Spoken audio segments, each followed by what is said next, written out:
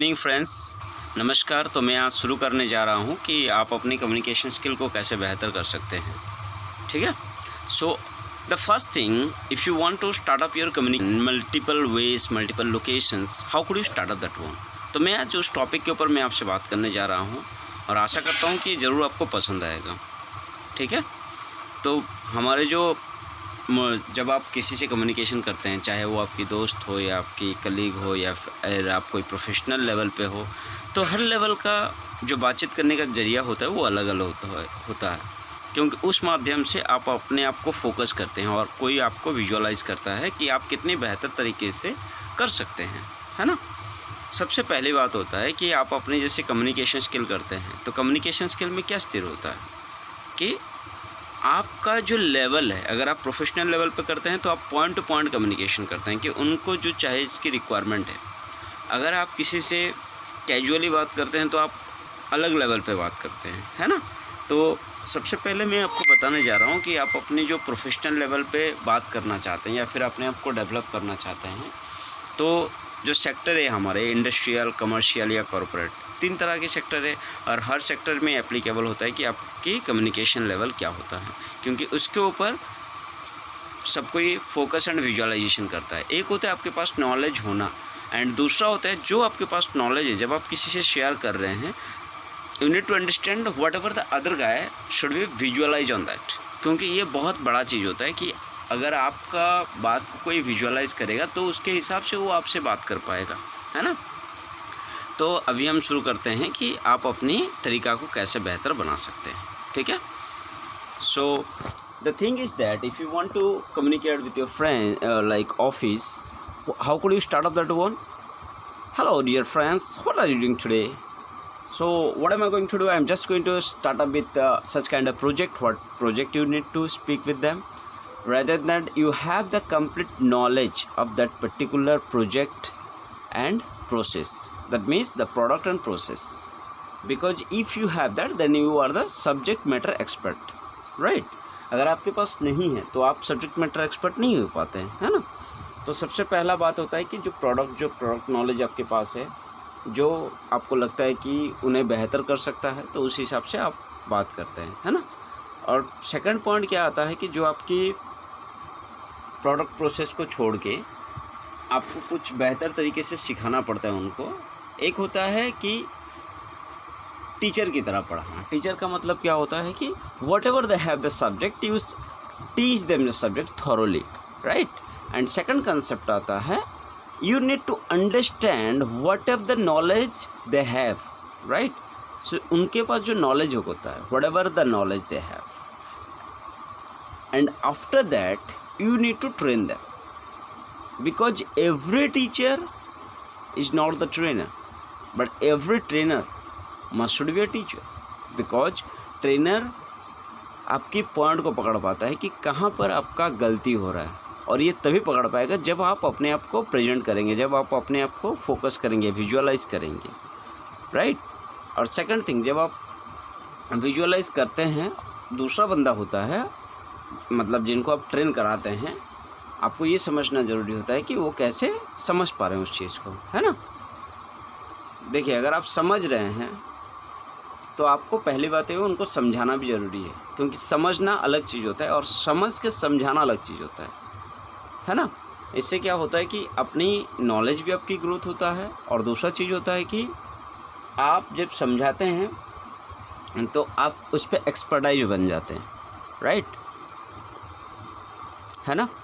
जैसे मैं कहूँगा कि अगर समझदार आप हैं तो समझदार भी खुद कहता है कि मैं समझदार नहीं हूँ। हाउ, कैसे? एक छोटी सी एग्जांपल बता रहा हूँ। अगर आप समझ रहे हैं तो बोलिए मैं समझ रहा हूँ, अगर आप नहीं समझ रहे हैं तो बोलिए मैं नहीं समझ रहा हूँ। पर अगर आप समझ रहे हैं और बोल रहे हैं कि मैं नहीं समझ रहा हूँ, तो फिर मैं कैसे समझूँगा आप समझ रहे हैं, समझे, है ना। तो ये एक यूनिक पॉइंट है जिसको आप समझा सकते हैं। कैसे? अब आप कहीं पर इंग्लिश में ट्रेन दे रहे हैं तो आपको क्या करना चाहिए, सिंपल भाषा में बोलना चाहिए। If you understand say understand, if you don't understand say don't understand, but if you understand and say don't understand, then how could I understand that you understand. तो जब आप इस तरह का चीज़ आप उनके दिमाग में लाते हैं, that means you have some unique idea to train them, है ना। तो उसी तरह जो भी आपकी सब्जेक्ट मैटर होता है, सब्जेक्ट मैटर पे जो भी आपकी यूनिक आइडिया होता है वो आप उनसे शेयर करते हैं, है कि नहीं। क्योंकि कंपनी, कोई भी कंपनी होता है तो कंपनी के बारे में जब पहली बार बंदा जाता है ट्रेनिंग करने के लिए तो उसके पास कोई नॉलेज नहीं होता है, जो भी एम्प्लॉय होते हैं, है ना। तो उनका जो लेवल होता है वो स्टार्टअप लेवल होता है। They don't have the knowledge of the any product, any process, how the process going on, how it could be develop, what ever the system company use, any kind of. जैसे आज की date में आप सब जानते हैं कि CRM है, कस्टमर रिलेशनशिप मैनेजमेंट, है ना। हर कंपनी का अपना अपना CRM होता है ताकि वो अपनी डिटेल्स किसी और को शेयर ना करे, सिक्योरिटी सिस्टम के हिसाब से रखिए।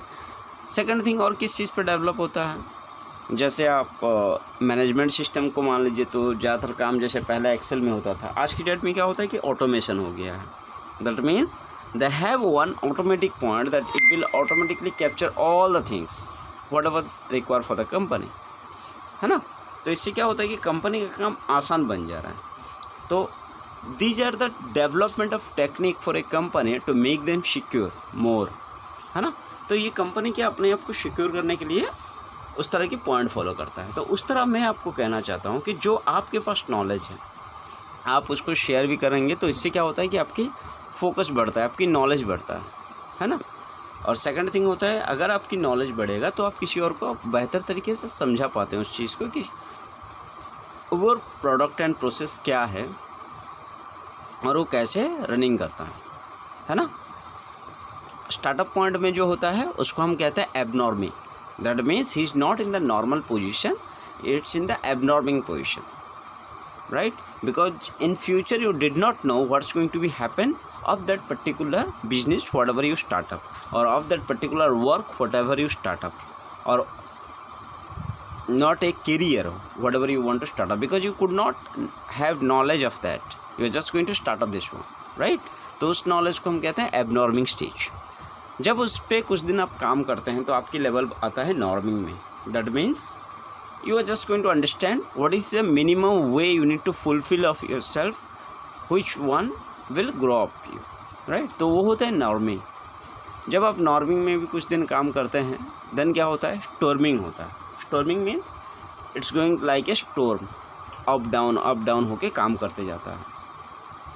एंड जो लास्ट स्टेज आता है वो होता है परफॉर्मिंग। परफॉर्मिंग का मतलब उसमें आपकी लेवल इंक्रीज होता है। That means you perform in a better way, you make less number of mistakes, right.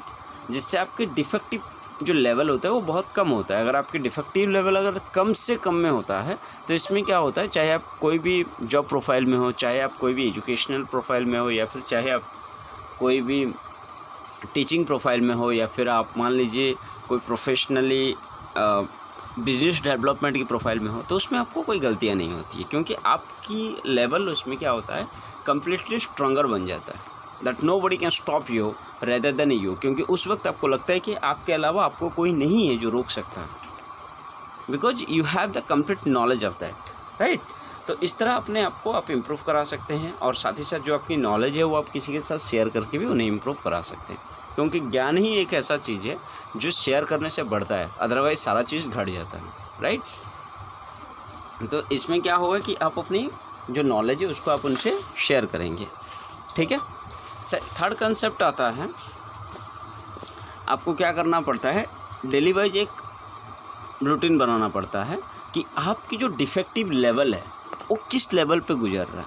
That means if you are a startup company, you are just going to manufacturing such products, चाहे आप कोई भी product startup करते हैं तो जितना भी आपकी रॉ मटेरियल्स से आप बनाते हैं अपनी प्रोडक्ट्स, वो बनने के बाद उसमें कितना डिफेक्टिव लेवल आता है। बिकॉज स्टार्टअप पॉइंट में तो आपको पास कंप्लीट नॉलेज नहीं होगा, अगर होगा तो भी गलतियाँ होगी, राइट।